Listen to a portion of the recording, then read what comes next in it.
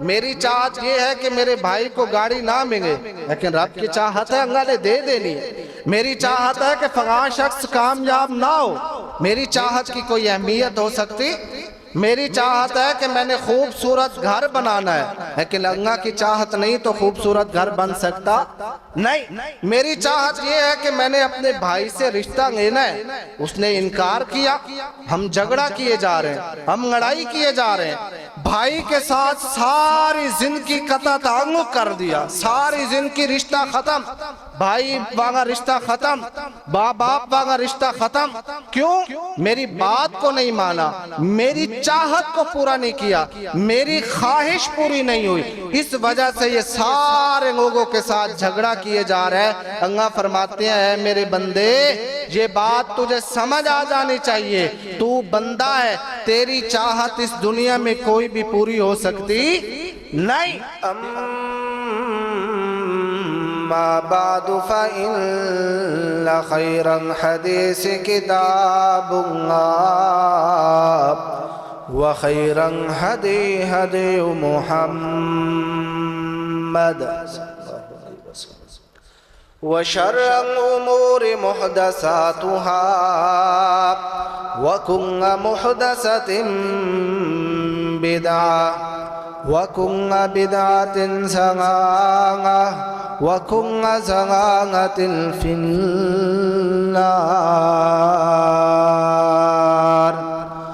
अल्लाहुम्मा सल्लि अला मुहम्मदिन व अला आलि मुहम्मद कमा सल्लैता अला इब्राहीम व अला आलि इब्राहीम इन्नका हमीदुम मजीद। अल्लाहुम्मा बारिक अला मुहम्मदिन व अला आलि मुहम्मद कमा बारकता अला इब्राहीम व अला आलि इब्राहीम इन्नका हमीदुम मजीद। रब्बि शरह ली सदरी व यस्सिर ली अमरी रब्बि ज़िदनी इल्मन रब्बि ज़िदनी कसीरन रब्बि ज़िदनी फ़हमा। वक़ाल अल्लाहु तआला फ़िल क़ुरआनिल मजीद व इज़ क़ाल रब्बुका लिल मलाइकति इन्नी जाइलुन फिल अर्ज़ि खलीफ़ा। सुब्हान रब्बिका रब्बिल इज़्ज़ति अम्मा यसिफ़ून व सलामुन अलल मुरसलीन वल्हम्दुलिल्लाहि रब्बिल आलमीन। तमाम किस्म की हम्द व सना, किब्रियाई, बढ़ाई, शहनशाही, इबादत अल्लाह वहदहू ला शरीक की ज़ात के लिए है। दरूद व सलाम सय्यदुल अंबिया इमाम मुस्तफ़ा इमामुल हुदा जनाब मुहम्मदुर रसूलुल्लाह सल्लल्लाहु अलैहि व आलिहि वसल्लम की ज़ात के लिए। अहबाब ज़ी वक़ार, अल्लाह ताला ने इस कायनात को बनाया, बना के इस कायनात को इसके हाल पर छोड़ नहीं दिया, बल्कि रब्बुल आलमीन ने इस कायनात का निज़ाम चलाने के लिए इस कायनात के अंदर असूल और कवायद और निज़ाम अता फरमाया। और अल्लाह ताला ने सारी कायनात को एक बात समझाई, ऐ मेरे बंदो, एक बात तुम्हें समझ आ जानी चाहिए कि तुम जितने के जितने इस कायनात में लोग मौजूद हो, जितने के जितने बंदे मौजूद हो, सारी इंसानियत जो इस कायनात में मौजूद है उसको ये बात समझ आ जानी चाहिए, वो सारे के सारे मखलूक है, वो सारे के सारे आजिज़ हैं। मैं एक रब हूँ, मैं परवरदिगार हूँ, मैं एक अल्लाह हूँ। तुम सारे के सारे मेरे बंदे हो, मैं तुम सब का क्या हूँ? परवरदिगार और रब हूँ। अगर ये बात हमें समझ आ जाए कि इस कायनात के अंदर हम आजिज़ हैं, हम कमज़ोर हैं, हम नाकिस हैं, तो हमारी आधी परेशानियां ख़त्म हो जाएंगी। क्यों? जब हम मान लेंगे कि हम कमज़ोर हैं, हमारी चाहत पूरी नहीं हो सकती। चाहत पूरी होगी तो किसकी होगी? ज़रा बोले, चाहत पूरी होगी तो किसकी होगी? अल्लाह की। जब हमें ये बात समझ आ जाए कि मेरी चाहत के मुताबिक दुनिया में कुछ नहीं हो सकता, जो कुछ इस कायनात में होगा वो रब्बुल आलमीन के हुक्म के साथ और उसकी चाहत के साथ होगा, तो हमारी ये अना की लड़ाई, हमारी ये तकब्बुर की लड़ाई, ये हमारी बात बारात पे झगड़े, ये ख़त्म हो जाएंगे। जब हमें समझ आ जाए कि मैं जो कह रहा हूँ उसकी अहमियत नहीं बल्कि रब्बुल आलमीन के हुक्म की अहमियत है। अल्लाह ताला ने ये बात समझाने के लिए कुरान में उलुल आज़म नबियों का जिक्र फरमाया, इस कायनात को समझाने के लिए कि कायनात के लोगों, मैंने नबियों में से नबी जो आगा बनाए, जिनको नबियों पर फजीलत है, जिनको नबियों पर भी शान और मकाम हासिल है, अगर मैं रब ना मानने पे आऊँ तो मैंने उन नबियों की बात को भी नहीं माना। अगर मैं रब मानने पे आ जाऊं, क्योंकि मैं रब हूं, मैंने तुम्हें पैदा किया है, मैंने तुम्हें बेशुमार नेमतें अता की हैं, मैं तुम्हें इस दुनिया में जिंदगी हयात मैंने अता की है। सब कुछ जब अता मैंने किया, ज़मीन मेरी, आसमान मेरा, इसके अंदर जो मखलूकात हैं वो मेरी, तो सारा कुछ होगा भी मेरी चाहत के मुताबिक। किसी इंसान की चाहत के मुताबिक कुछ हो सकता नहीं। ये बात अल्लाह ने समझाने के लिए 5 नबियों का जिक्र फरमाया। सबसे पहले अल्लाह ताला ने ये बात समझाने के लिए फरिश्तों का जिक्र फरमाया।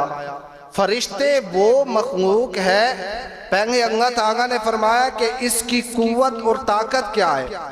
फरिश्तों की कुव्वत ताकत ये है कि फरिश्तों ने 8 फरिश्तों ने अल्लाह के अर्श को उठाया हुआ है। कितने फरिश्तों ने?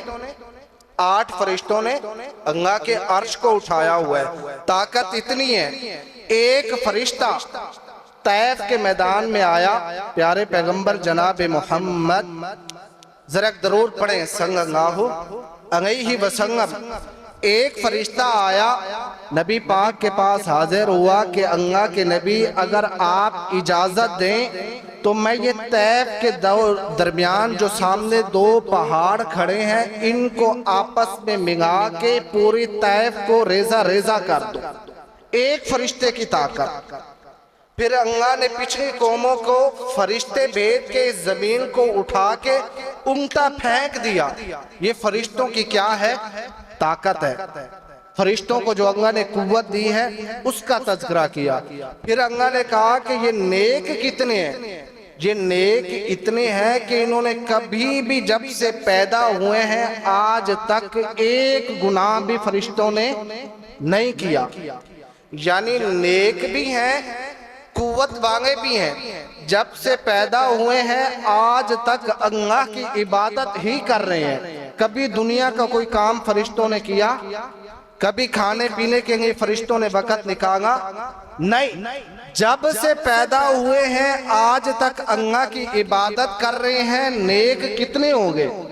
ताकत इतनी है कि जमीन को उठा के उल्टा फेंक देते हैं। उनके बारे अल्लाह ताला ने कुरान में फरमाया कि ये मखलूक इतनी ताकतवर है, इतनी नेक है, लेकिन इसके बावजूद मैं रब हूँ, ये मेरी मखलूक है। मैं रब जब चाहूँगा इनकी भी बात को मानूंगा। अगर मैं रब की चाहत इनकी बात ना मानने की होगी तो मैं फरिश्तों की बात को भी मानने का नहीं, मैंने फिर फरिश्तों की बात भी नहीं माननी।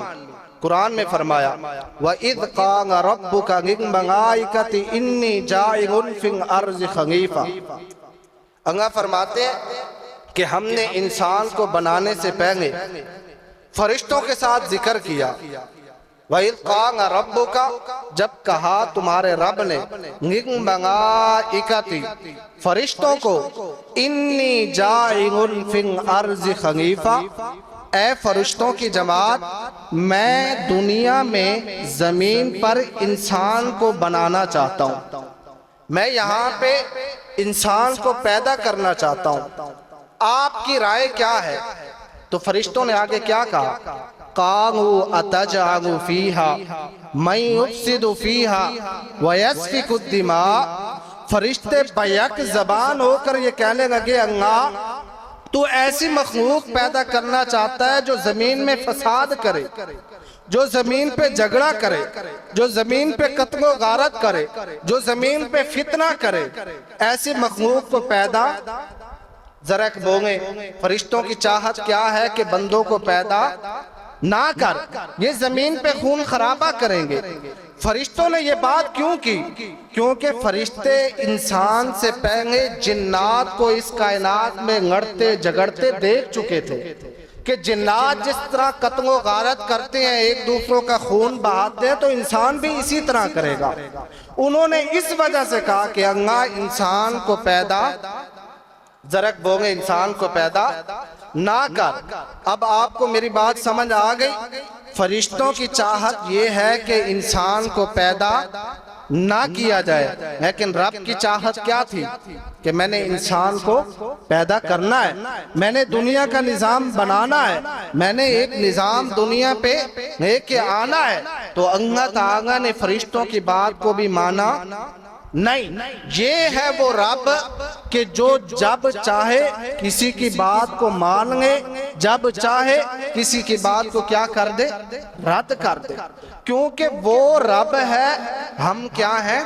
उसके बंदे। होगा वही जो रब की चाहत होगी, किसी बंदे की चाहत पूरी हो सकती नहीं।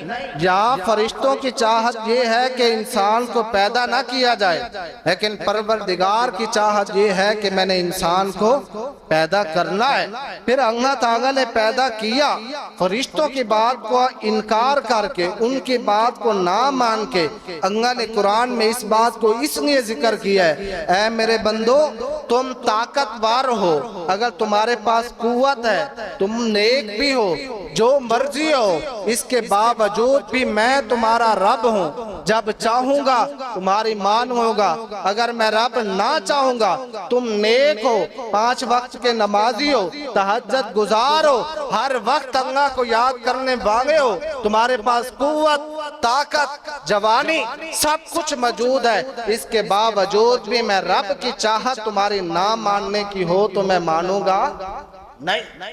ये बात हमें समझ आ जानी चाहिए कि हम इस कायनात में कमजोर से कमजोर तरीन है, कि मेरी चाहत पूरी नहीं हो सकती। इस कायनात में अगर किसी की चाहत पूरी होगी तो वो कौन सी जात है? अल्लाह की बात पूरी होगी। मेरा रब जो चाहेगा, जिसके हक में जो फैसला होगा, मेरे रब ने ही करना है। जिसको चाहेगा नेमत अता फरमा देगा। मेरी चाहत ये है कि मेरे भाई को गाड़ी ना मिले, लेकिन रब की चाहत है अल्लाह ने दे देनी है। मेरी चाहत है कि फलां शख्स कामयाब ना हो, मेरी चाहत की कोई अहमियत हो सकती? मेरी चाहत है कि मैंने खूबसूरत घर बनाना है, लेकिन अल्लाह की चाहत नहीं तो खूबसूरत घर बन सकता नहीं। मेरी चाहत यह है कि मैंने अपने भाई से रिश्ता लेना है, उसने इनकार किया, हम झगड़ा किए जा रहे हैं, हम लड़ाई किए जा रहे हैं। भाई के साथ सारी जिंदगी कता ताल्लुक कर दिया, सारी जिंदगी रिश्ता खत्म, भाई वाला रिश्ता खत्म, बाप वाला रिश्ता खत्म। क्यों? मेरी बात को नहीं माना, मेरी चाहत को पूरा नहीं किया, मेरी ख्वाहिश पूरी नहीं हुई, इस वजह से ये सारे लोगों के साथ झगड़ा किए जा रहे हैं। अल्लाह फरमाते हैं मेरे बंदे, ये बात तुझे समझ आ जानी चाहिए, तू बंदा है, तेरी चाहत इस दुनिया में कोई भी पूरी हो सकती नहीं। तेरी चाहत तो ये है कि मैं सारी जिंदगी के बाद भी जिंदगी हो, उसके बाद भी हो, मैं दुनिया में रह जाऊं, मुझे मौत भी ना आए। तेरी चाहत पूरी हुई नहीं, कोई भी चाहत तेरी पूरी नहीं हो सकती। चाहत पूरी होगी तो किसकी? अल्लाह की। पहले अल्लाह ने फरिश्तों का जिक्र किया, फिर अल्लाह ताला ने एक नबी का जिक्र किया कि ऐ लोगों, तुम्हें ये बात समझ आ जानी चाहिए, मैंने ताकतवर मखलूक की बात को भी नहीं माना, मैंने नेक मखलूक की बात को भी नहीं माना। फिर अल्लाह ने एक नबी का जिक्र किया, वो नबी है सैयदना नूह अलैहिस्सलातु वस्सलाम। कौन है? सैयदना नूह अलैहिस्सलातु वस्सलाम। ये कौन है? ये वो अल्लाह के उलुल आजम पैगंबर और नबी हैं जिन्होंने 950 साल अल्लाह की तौहीद बयान की है, 950 साल लोगों को अल्लाह का तारुफ करवाया है। एक एक बंदे के पास जाके कि ऐ बंदे अल्लाह पे ईमान लेके आ। 1 साल की बात नहीं, 2 साल की बात नहीं, 3 की नहीं, 950 साल अल्लाह की तौहीद का दरस देना, 950 साल लोगों को अल्लाह का तारुफ करवाना, ये कोई आम बात हो सकती नहीं। आज हम एक हफ्ता दीन को दे दे तो हम समझते हैं कि हमने पता नहीं कितनी कुर्बानियां दे दी। 950 साल अल्लाह की तौहीद बयान करने वाले नबी हैं जिनका नाम सैयदना नूह अलैहिस्सलातु वस्सलाम है। एक वक्त आया, अल्लाह ने कहा नूह आपकी बस्ती वाले आप पे ईमान नहीं लेके आते। इतना वक्त हो गया, 950 साल में रिवायात में आता है 50 बंदे ईमान लेके आए, 50 बंदों ने तौहीद को कबूल किया, 50 बंदों ने सैयदना नूह अलैहिस्सलातु वस्सलाम के दीन को तस्लीम किया। तो अल्लाह ने हुक्म दे दिया, ए नूह आपने 950 साल हमारा तारुफ करवाया है, आपकी कौम वाले ये लोग हम पे ईमान लेके आ रहे नहीं, आप एक कश्ती तैयार करें, जो आपके मानने वाले हैं उनको इसमें बिठाएं, बिठा के जो आपका इनकार करते रहे, जो हम पर ईमान लेके नहीं आए, जो मुसलमान नहीं हुए, जिन्होंने इनकार ही किया, हम उनको अजाब में मुब्तला करेंगे, हम उनको गर्क करना चाहते हैं। हमने बार बार आपको भेजा कि ये हम पे ईमान लेके आए, बार बार हमारी आयातें इनके पास आती रही कि काश ये अब ईमान लेके आ जाए, बार बार आपके फरमीन इन तक पहुंचते रहे, ये ईमान लेके आने वाले नहीं है। सैयदना नूह ने कश्ती तैयार की, ईमान वालों को बिठा लिया गया। सैयदना नूह अलैहिस्सलातु वस्सलाम अपने बेटे किनान से कहते हैं, ऐ मेरे बेटे तू भी कश्ती में सवार हो जा, अल्लाह का बहुत बड़ा अजाब आने वाला है। तो बेटा किनान कहता है, ऐ अब्बा जान, अल्लाह ने कुरान में जिक्र फरमाया, वनादा नूह इब्नहु व कान फी माज़िही या बुनय्या अर्कम माना। ऐ मेरे बेटे मेरी सवारी में सवार हो जा, अल्लाह का बहुत बड़ा अजाब आने वाला है, वो तुझे नहीं डूबेगा, तू गर्क हो जाएगा।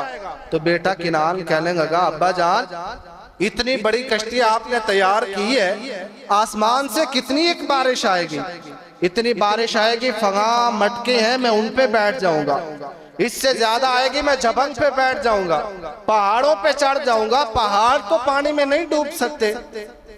सैयदना नूह कहते हैं, अल्लाह का अज़ाब बड़ा सख्त है मेरे बेटे, आज तक तूने मेरी बात नहीं मानी, मैं तुझे बार बार हुक्म कर रहा हूँ कि आ कश्ती के अंदर सवार हो जा। बाप है ना, बाप की चाहत यही है कि मेरा बेटा क्या है, पानी के अजाब से बच जाए, गर्क ना हो।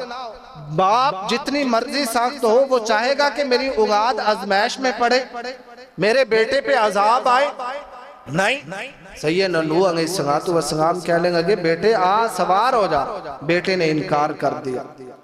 आसमान से बारिश, जमीन पानी उगल रही है, तो कश्ती पानी के अंदर तैरना शुरू हो गई।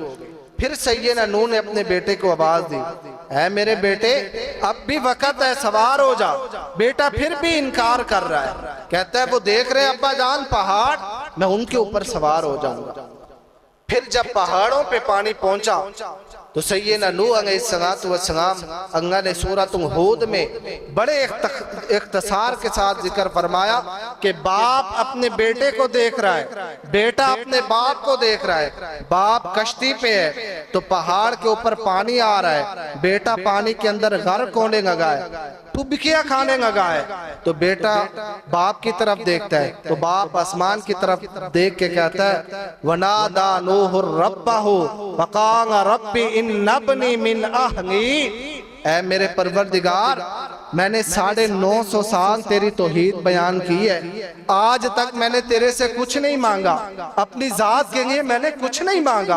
अल्लाह मेरी एक चाहत है, मेरा बेटा जवान बेटा पानी के अंदर गर्क हो रहा है, मैं बाप हूँ, मैं नहीं बर्दाश्त कर सकता। अल्लाह मेरे इस बेटे को, मेरा अहंग है, मेरा खानदान है, मेरा खून है, इसको बचाएंगे। तेरा वादा था मिन आहंगी के तू मेरे अहंग अयांग को बचाएगा, मेरे खानदान को बचाएगा।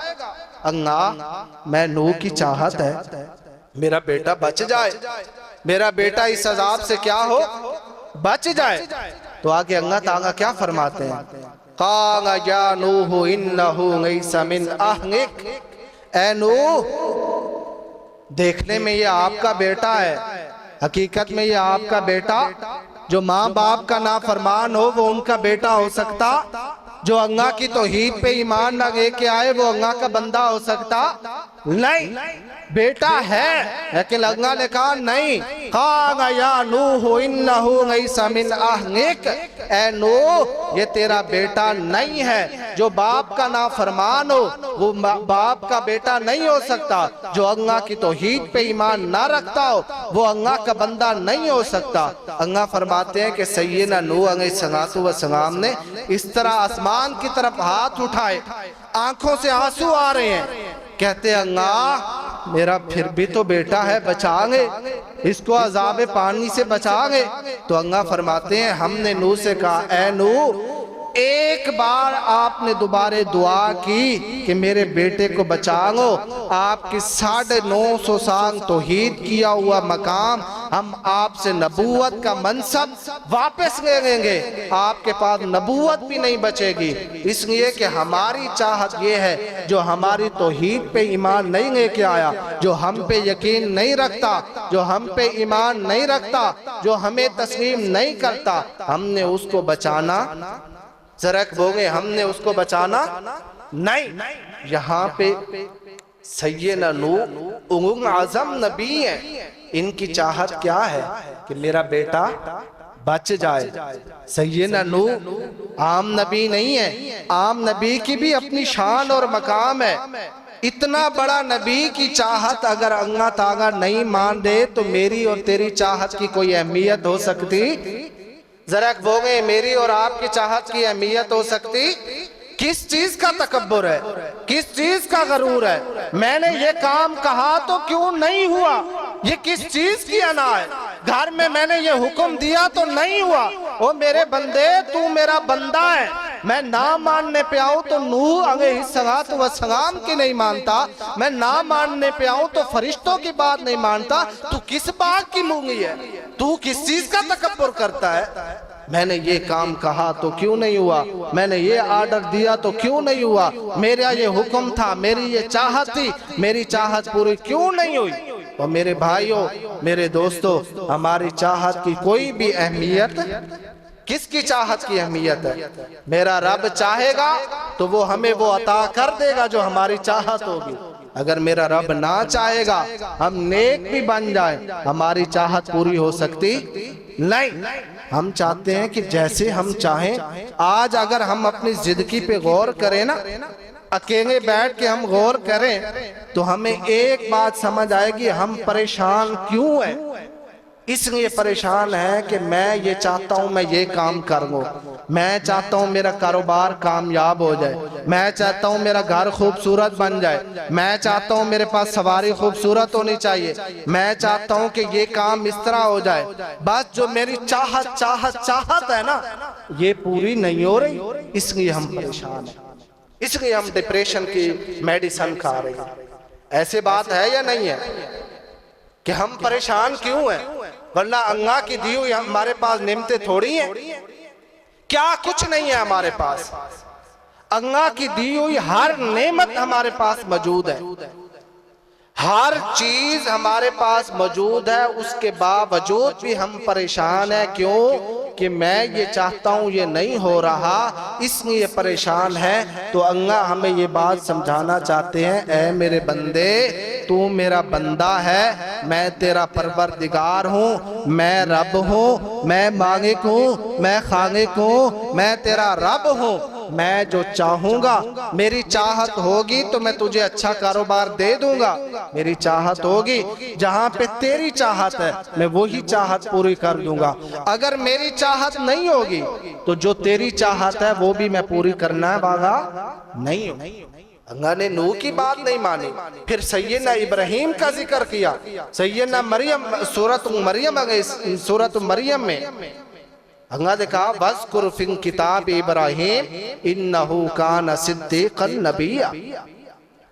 ये जो सैयदना इब्राहिम हमारे नबी हैं, ये सच्चे नबी हैं। तमाम अंबिया में से प्यारे पैगंबर जनाब मोहम्मद सल्लल्लाहु अलैहि व आलिहि वसल्लम को अल्लाह ताला ने सारे नबियों पर फजीलत और शान अता फरमाई। उसके बाद जिस नबी का मकाम है उनका नाम सैयदना इब्राहिम अलैहिस्सलातु वस्सलाम है। कितने बड़े नबी हैं। आज हमारे पास जो शरीयत है, जो शरीयत मुहम्मदी सल्लल्लाहु अलैहि वसल्लम है, ये सारी शरीयत इब्राहिमी है, ये दीन इब्राहिमी है। बैतुल्लाह के अंदर जाएं, उम्रे का पूरा जो प्रोसीजर है वो किसका ताल्लुक है? सैयदना इब्राहिम का। बैतुल्लाह को तमीर किसने किया? सैयदना इब्राहिम ने किया। कुर्बानी करते हैं, क्यों करते हैं? सैयदना इब्राहिम। मकाम इब्राहिम पे 2 रक्अतें अदा करते हैं, क्यों? सैयदना इब्राहिम अलैहिस्सलातु वस्सलाम। हज करते हैं, क्यों? सफा मरवा, क्यों? ताल्लुक सैयदना इब्राहिम से। नबी इतने बड़े हैं, एक वक्त आता है काला अरागिबुन अंता अन आगिहती या इब्राहिम ना इंगम तंतहिंगा अर्जुमन्नका वहजुरनी मगिया। सैयदना इब्राहिम अपने बाप के सामने खड़े हैं। बाप बुत बनाता है, बुत तराशता है, बादशाह को बना के देता है। सैयदना इब्राहिम अलैहिस्सलातु वस्सलाम आए, क्या अब्बू जान अल्लाह की इबादत करें, बुत परस्ती छोड़ दें, अल्लाह की तौहीद पे आ जाएं। तो बाप कहता है, ऐ मेरे बेटे, कागा अरागिबुन अंता अन आलिहती या इब्राहिम, अगर तूने मेरे बुतों के बारे में बुरा भला कहना छोड़ा ना तो मैं तुझे ना इंगम तंतहिंगा अर्जुमन्ना का वहजुरनी मगिया, तुझे मैं रजम कर दूंगा, तुझे मैं जिंदा मिट्टी के अंदर धंसा के पत्थर मार मार के रजम कर दूंगा। तो सैयदना इब्राहिम अलैहिस्सलातु वस्सलाम कहने लगे, कागा सलामुन अलैका सअस्तगफिरुका का रब्बी, ऐ अब्बा जान आप पर सलामती हो, मैं अपने रब से दुआ करूंगा। सअस्तगफिरुका का रब्बी, कि अल्लाह ताला आपको मुआफ फरमा दे। क्यों? मैं दुआ क्यों करूंगा? इन्नहु कान बी हफिया, क्योंकि मेरा रब मेरा क्या है? दोस्त है। मेरा रब मेरे पे बड़ा मेहरबान है, मेरा मेरे परवरदिगार के साथ बड़ा ताल्लुक है। अल्लाह ने मुझे नबूवत अता की है, अल्लाह ने मुझे पैगंबरी अता की है। मैं अल्लाह से दुआ करूंगा कि अल्लाह मेरे बाबा को मुआफ फरमा दे, मैं ये चाहत अल्लाह के सामने रखूंगा। तो प्यारे पैगंबर जनाब मोहम्मद जरा पढ़े सल्लल्लाहु, ये दरूद पाक पढ़ने की बड़ी फजीलत है। नबी अलैहिस्सलातु वस्सलाम की एक बद्दुआ है आप मिंबर की सीढ़ी पे आपने कदम रखा तो आपने बुलंद आवाज से आमीन कहा। सहाबा ने पूछा, आपने कहा जिब्रील अमीन आए थे, उन्होंने बद्दुआ की कि जिसके सामने आपका नाम लिया जाए, प्यारे पैगंबर जनाब मोहम्मद सल्लल्लाहु अलैहि वसल्लम, जिसके सामने आपका नाम लिया जाए वो आप पर दरूद ना पड़े, ऐसा शख्स हलाक और बर्बाद हो जाए। ऐसा ना हो कि हम जुमा पढ़ने आए तो बद्दुआ के मुस्तहिक ठहरे। जब भी नबी अलैहिस्सलाम का नाम आया करे तो मोहब्बत से दरूद पढ़ा करे। प्यारे पैगंबर जनाब मोहम्मद सल्लल्लाहु अलैहि वसल्लम, सहीह बुखारी में मौजूद है, आपने फरमाया कुर्बे क़यामत मैदान माशर के अंदर जब सारे नबी जमा किए खड़े हैं, सारे अंबिया की जमात मौजूद है, तो अल्लाह के सामने सैयदना इब्राहीम अलैहिस्सलातु वस्सलाम देखेंगे कि इनके पाँव में एक बिच्छू नमा जानवर पड़ा हुआ है। ये देखते ही उसके सर पे अपना पाँव रख के उसको फिसल देंगे, रगड़ देंगे। फिर पूछेंगे, अल्लाह किसी नबी के सामने ये जानवर नहीं है, मेरे सामने क्यों आया? तो प्यारे पैगंबर जनाब मोहम्मद सल्लल्लाहु अलैहि वसल्लम ने फरमाया, ये मैं मिंबर पे खड़ा हूं, मैं अपनी बात नहीं कर रहा, नबी पाक की हदीस सुना रहा हूं आपको।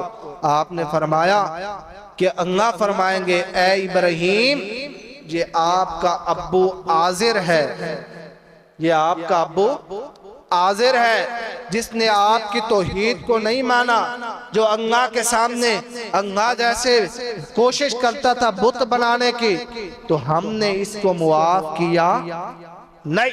सैयदना इब्राहीम कहेंगे, अल्लाह यही तो मेरी चाहत थी, साअस्तगफिरुका रब्बी, अल्लाह मेरी चाहत तो यही थी कि मेरे अब्बू को जन्नत में दाखिल कर दिया जाए। अल्लाह कहेंगे, ऐ इब्राहीम, तेरी कुर्बानियां जो है इनका मैं बदला अलग दूंगा, तेरी कुर्बानियां तुझे आग में फेंका गया इसका बदला अलग मिलेगा, तेरी कुर्बानियां कि तू अपने बच्चों को मैदान सहरा में छोड़ के आया इसका बदला अलग दूंगा, तेरी कुर्बानियां तूने अपने बच्चे के गले पे छुरी फेरना चाही इसका बदला अलग दूंगा। लेकिन जिसने हमारी तौहीद को ना माना, आपकी चाहत अलग हो, आप चाहते हैं उसको मुआफ कर दिया जाए, लेकिन मैं रब की चाहत, आपका मुकाम अलग है, आपकी अजमत अलग है, आपका शान अलग है, लेकिन मैं रब हूँ, फिर भी तो मेरा बंदा है। ऐ इब्राहीम, ये चाहत आपकी भी पूरी होने वाली नहीं है। सैयदना इब्राहीम की चाहत पूरी नहीं हो सकती, मैं और आप किस बात की मूंगी है? हमें तकब्बुर आता क्यों है? हम लड़ते और झगड़ते क्यों है? हम में अना क्यों है? हमें तो अल्लाह ताला ने कुरान में बार बार बार बार कहा कि ऐ मेरे बंदे, तू कमजोर है, तू ज़ईफ है, तुझे तो हमने इतना कमजोर किया, पैदा किया, इतना कमजोर किया, तू पैदा होते ही तू किसी का मोहताज था, उसके बाद बीमार हो तू मोहताज है, टांग टूट जाए मोहताज है, बुखार आ जाए मोहताज है, तू तो इतना कमजोर है, इतना कमजोर है, आखिरी वक्त खुद नहा नहीं सकता, तेरे में तकब्बुर क्यों? तेरे में गरूर क्यों? तू किस चीज पे गूंजता है? कैसी जवानी के शबाबियां दिखाता है? तू तो इतना कमजोर है, 2 मिनट अगर तुझसे तेरा ही पसीना आ जाए तो उसकी समय को बर्दाश्त नहीं कर सकता, तेरा तकब्बुर कैसा? तू क्यों गरूर करता है? तेरे अंदर अना कैसे आ गई? तू मान इस बात को, अगर नफा हो जाए ये मेरे किसकी मर्जी है, ये किसकी चाहत है? अगर नफा आ जाए तो किसकी चाहत है? नुकसान आ जाए तो किसकी चाहत है? दुख आ जाए तो किसकी चाहत है? सुख आ जाए तो किसकी चाहत है? खुशी आ जाए तो किसकी चाहत है? गम आ जाए तो किसकी चाहत है? अल्लाह की चाहत है। अल्लाह ने ये बात मनवाने के लिए दुनियावी बस एक मिसाल का भी जिक्र किया। जब हम में से कोई शख्स इस दुनिया से रुखसत हो जाए, नौजवान बच्चा फोत हो जाए, औलाद फोत हो जाए या बाप फोत हो जाए, एक दिन जनाजा अदा करते हैं, दूसरे दिन हम बैठते हैं तो आके आने वाला क्या कहता है? जो हमारे पास ताज़ियत के लिए आता है वो क्या कहता है? जरा बोले क्या कहता है? अल्लाह की मर्जी। फिर हम क्या कहते हैं? हमने मान लिया। जब जवान बेटे की वफात को मान लेते हैं, बाप की वफात को मान लेते हैं, भाई की वफात को मान लेते हैं, बहन की वफात को मान लेते हैं, बीवी की वफात को मान लेते हैं, खामन की वफात को मान लेते हैं, इसी तरह हर जगह कहें कि ये किसकी मर्जी है। जब हम बेबस हो जाएं तो किसकी मर्जी है? अल्लाह की मर्जी है। जब हमें ये बात समझ आ जाए कि जब मर्जी अल्लाह की है तो इंशाअल्लाह हमारे दुख दर्द दूर हो जाएंगे। क्योंकि जब हमें नुकसान पहुंचेगा तो हम कहेंगे ये किसकी चाहत है, किसकी मर्जी है?